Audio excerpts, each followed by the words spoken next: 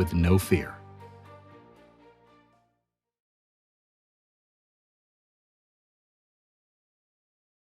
All right, we're back.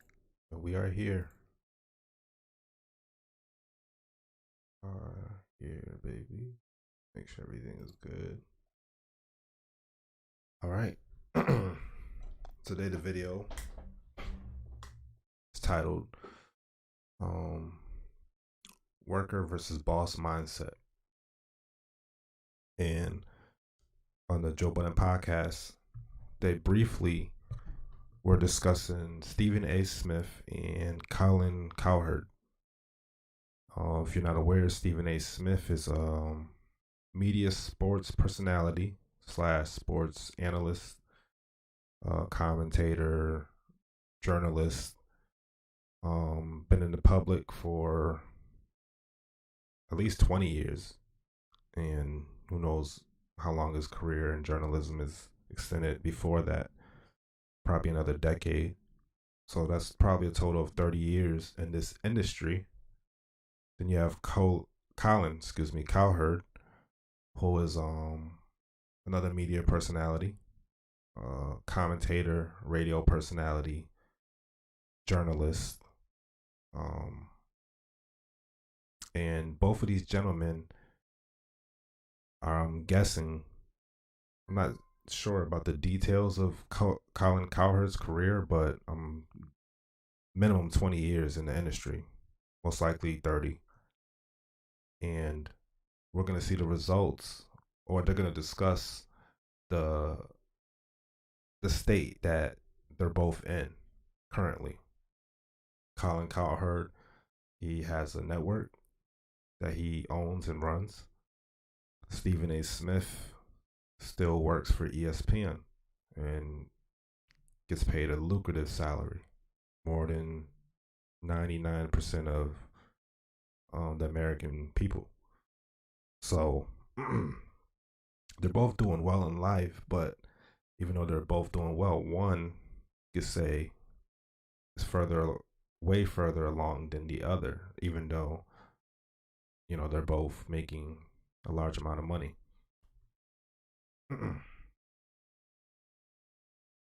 So I'm gonna play some of the video, and then I'm gonna chime in, give my perspective, and I want you guys to try to pay attention and get the value out of it. Let me make this screen bigger, actually. There you go. All right, so let's play the video. Respectfully. A talent. Pat McAfee ran his own show. Yeah, Pat McAfee. Bill runs his own network. Colin runs his own network. Yeah. Even the little, what's the dorky dude from PFT? Mike. So they, I brought it to a good spot because they're jumping right into it. So there it is. Video over. No, but we're gonna go into detail. So Pat McAfee has a network of shows, and he has his own show. I forgot the name of it, and he partnered with ESPN. So what you're seeing now is, and not just the sports industry, but we can use this because a lot of people watch these platforms. They watch these sports shows, they watch these podcasts, and it's important to leverage the viewers' eyes and their attention to inform them while we have their attention and this their attention. So I'm going to use this opportunity for people that watch the Joe Budden podcast, that are familiar with Stephen A. Smith, these sports figures, to just talk business. This varies to the level of game. You know, some people already know this. Some people know 10% of it. Some know 50%. Some people know more. I'm just going to give a, commentary and perspective that you can, listen to for your entertainment. And, it's still gonna be something that, if you're looking for business, if you want something that can be just keep your mind occupied and tuned in to business talks and information, this is the perfect show. Also, if you go to BILLINICO.com, we have the magazines, the digital magazine, no paperback. When we do paperback, it will be exclusive with exclusive, hand tailored information. Yes, and I said crafted information, crafted strategies for specific people, artistic information. But Stephen A. Smith is a highly paid personality, but he just like shows up for work pretty much. If ESPN was Walmart, he would be, their best manager. Where Colin Cowherd doesn't have Walmart, but he has a Tyson's chicken or whatever. They say, hey, I have my product, and I'm gonna put them in your stores. So he's making money from his product, whereas Stephen A. Smith is getting paid from Walmart to show up and to do his job for them. But at the end of the day, if they fire him, he doesn't have anything close to a Walmart or a Tyson's chicken, which would Colin Cowherd would have, because he partners with his network. He partners with these bigger distribution networks such as Fox Sports, ESPNs. You see them partnering with Pat McAfee, and I believe it's actually just the Pat McAfee show. Excuse me, bear with me. So when you think about that, what's the solution? Well, the solution is hopefully you are doing something that you like and you have skills or a skill set that you've learned that is in need and provides value. That's what we first need. That's the first piece of the puzzle. Because if you don't have a skill set or a value that you bring to the world or the market, whatever you want to call it, then you need to go get that. You need to learn that. Because you're not really, there's nothing we can do with you. There's nothing you can do with yourself. That's just a fact. Even if you're not even handsy or you're an artist, can you sing?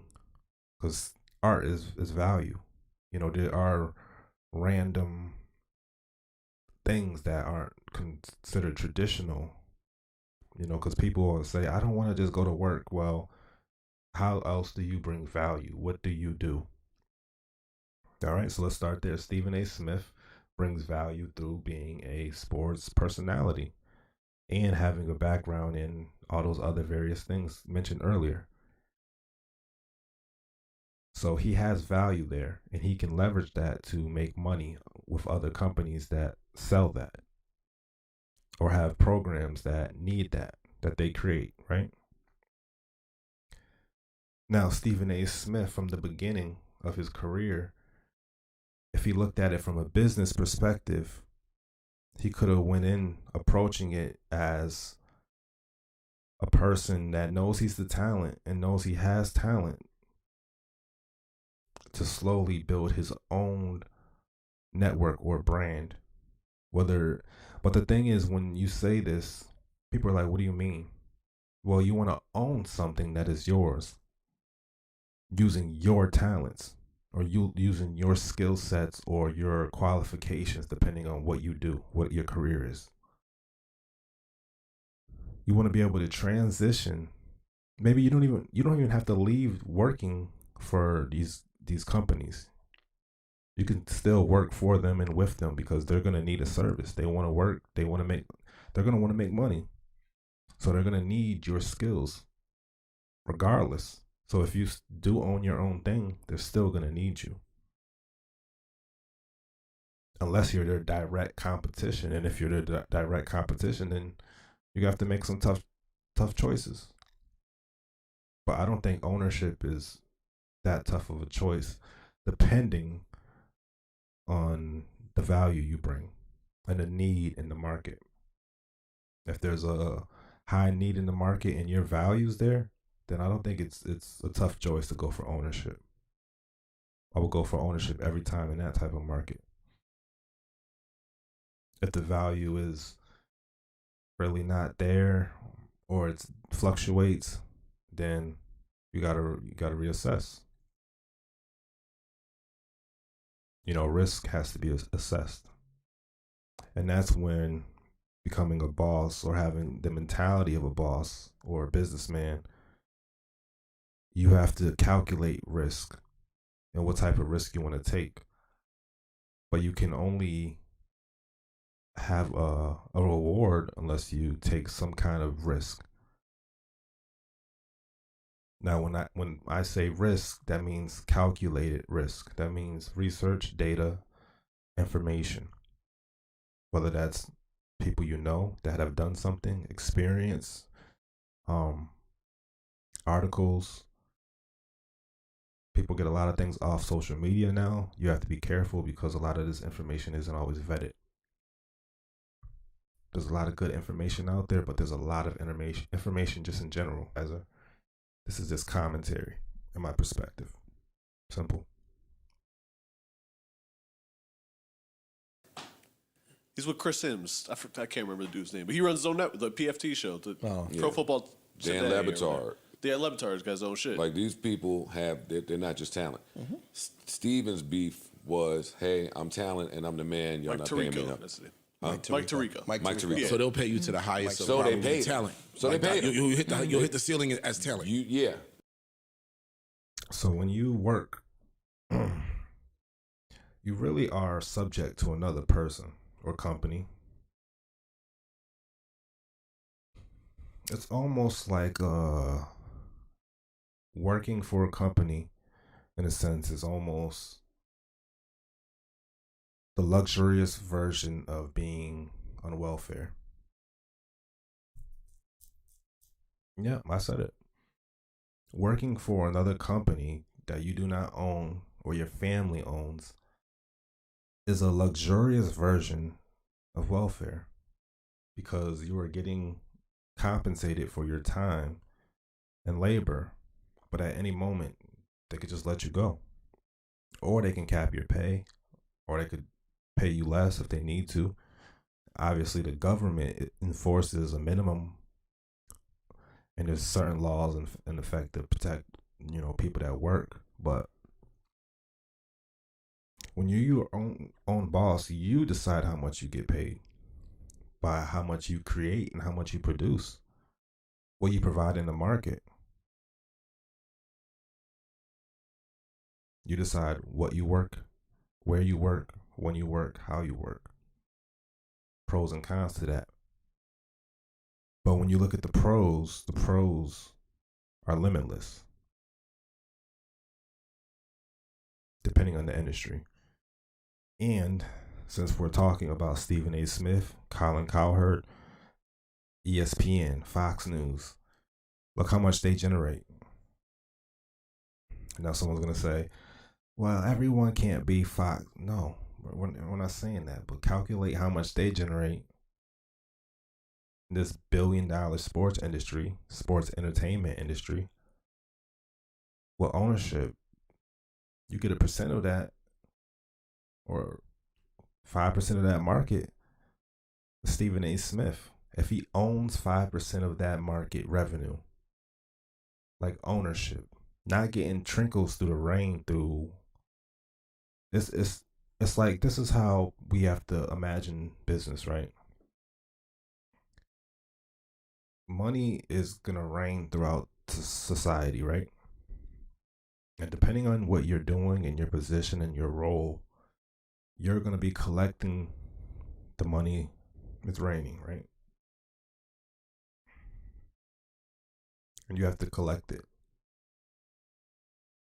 and I heard this actually on Angry Man, because I don't want to make it seem like I stole it. But it's like, if you are just a worker, you're just collecting rainwater as it comes. Even if it's scheduled, you're still just collecting rainwater.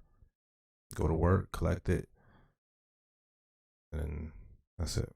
When you're a boss, when you have a business, you create a system where the water is actually comes from a river. You're not filling up buckets of rainwater, you're filling up buckets of a river. So you create something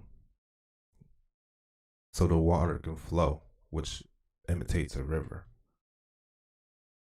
So it continuously just streams and comes in. Some rivers are bigger than others, but it still comes, still water. Water's good. You need it. That's why they say you need multiple streams of income. And it's important to know, because there are people that we look at every day that we know they're pretty rich. But do you know that even them, they are missing out on so much more revenue and capital depending on how they set their business up? And a lot of them do have ownership. A lot of them act like they don't, because they're public figures. And you could just tell a lot of them have really actually already been incorporated properly, organized properly for years now. But if you really follow their public personas, you would think that they're so clueless about certain things, when that's not the case. At some point we discovered Santa Claus isn't real. It's entertainment, and for people that just aren't aware of certain things, let this be a learning moment. Try to decipher the information. If you don't understand, rewatch it back. Use the information available on BILLINICO.com. Do thorough research, and just continue to learn and grow. And now he has bigger aspirations, and he knows that he's hit his talent ceiling. Mm-hmm. So now he went to start his own shit outside of y'all, like Club Shay Shay and all the rest. So Stephen A. Smith starting his own podcast is it's interesting, because he's trying something different in terms of what he's talking about. I think it'll do well because he has enough name, and it's not just his name. Like, he's not just a celebrity that's gonna, like, a lot of, even the Obamas. The Obamas had a failed podcast. The Obamas, think about it. Will Smith, like, there's certain people that you think these are I guess Will Smith, his career. Well, sorry about that. We're gonna edit that out probably, but that just because you're an A-lister doesn't mean you could be a great podcaster. Equity with Joe Budden and startups and stuff like that. But just because you start a podcast doesn't mean it's going to be successful. And just because you have the name and the notoriety doesn't mean it's going to work. They were arguing that Joe Budden, because of his name, he was just able to just walk in the podcast and it was going to be a piece of cake, or he had such a huge advantage. When there is an advantage, but he's starting from square one. And we're watching Stephen A. Smith. What's the cool thing is with watching these shows is watching them being built in front of our eyes. And a lot of people not realizing that these guys are really working in front of our faces. And what I mean by that is, because of the internet and because of the way we produce now and create and market, we're able to see a lot of the work. We're able to see a lot of behind the scenes. We're able to hear a lot of a lot more of the insight. So you have to realize that you got to take this information and apply it the best way you can. Don't just blindly watch things for entertainment purposes. Make sure you're extracting valuable information. But back to what I was saying, I think Stephen A. Smith can transition into that role effectively because he's a pretty entertaining personality. You know, he's someone that's what he does. Radio. People that hacks. So you got to realize you can't just jump into anything, but you can do outside ventures, or you can do things that are not just traditional to what you've been doing, but your skill set has to translate. It has to flow. It has to make sense. People don't realize Joe Budden, even himself, was a radio host, I believe, for a period of time. That experience, that training, the understanding of how to be a radio host for podcasting, it just works perfectly. And then the rapping experience and the stories, the lifestyle, the connections, which is his network. Let's say you're a chef, you worked a few jobs, you networked with different restaurants. You also was a bank manager for a little while. It's random, but then you decide, you know what? I'm going to combine these things and I'm going to open up my own restaurant because it does align what I actually know and do. And that's another problem nowadays. Everybody wants to do everything with no experience and no skill set. So someone wakes up and says, I want to be a podcaster, which is cool, but you got to know you are in the beginning. You are in a much different space than a person that maybe worked at a radio station for 10 years, who's 35, and then the information about podcasting came out, and then that person that worked at the radio station for 10 years, but also has a personality and a vision and an idea and a plan, they transition to podcasting, is probably going to work out a lot better because they have the experience and skill set. What I'm saying is take your specific experiences and skill sets and transition to something that those experiences and skill sets will be useful for, that you own.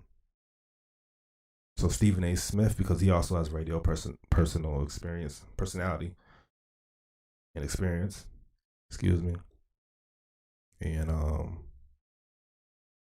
yeah, that's what we're doing.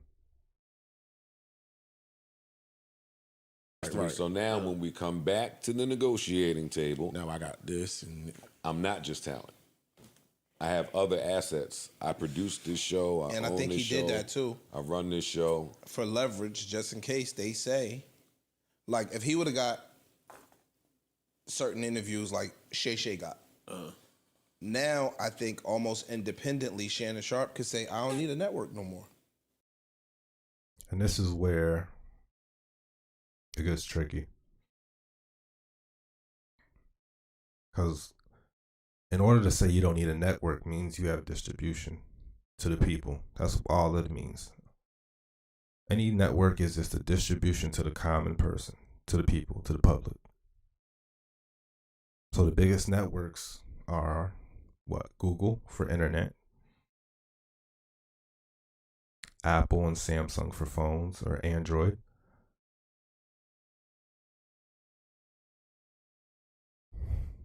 TV,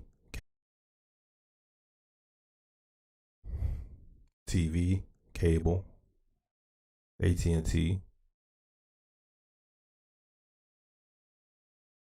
So in order to get your product out there, no matter what it is or services, you have to access the people. So you're going to have to partner with someone on some level to get that amount of access. You're gonna have to pay for the services. Like, how are you gonna get in front of people? You know, so you're gonna need the Fox network, unless you just want to, you know, Shay can put themselves on only in the Joe Budden network, but it's gonna limit your audience. You know what I'm saying? But we're only gonna play a little bit more, and then we're gonna. Actually, no, we're going to close this down.